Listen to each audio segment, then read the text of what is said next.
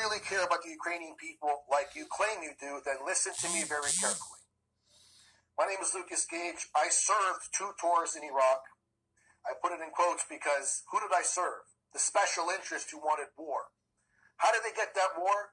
They lied to us. They said Saddam had weapons of mass destruction and he was tied to 9/11. Both lies, and we all know it now. Years later, of course, after all the damage has been done. The same, I believe, is happening with the Ukrainians. The EU, NATO, the US, they don't give a damn about Ukraine. They're using it as a bulwark against Russia because they have an agenda to take out Vladimir Putin. And they're saying, look, the Ukrainians are winning the war. They're pushing here and they're pushing there. That's when Putin has his hands tied behind his back in a special operation, which is limited in nature.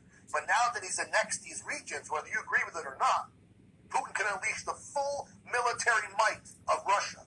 And the Ukrainians have no chance whatsoever. And that's the lie the media is telling you, that they do have a chance. They don't.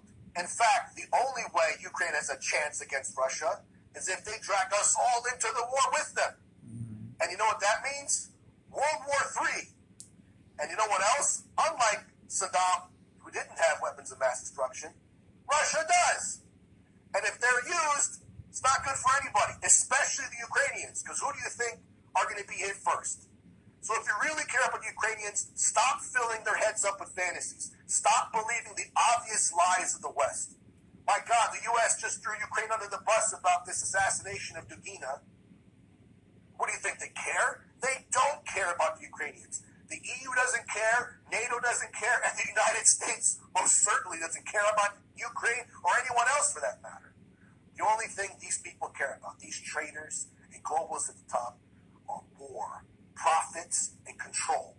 That's all they care about. Don't fall for the lies. If you truly care about the Ukrainians and the Russians, especially the civilians, you want to talk peace right now.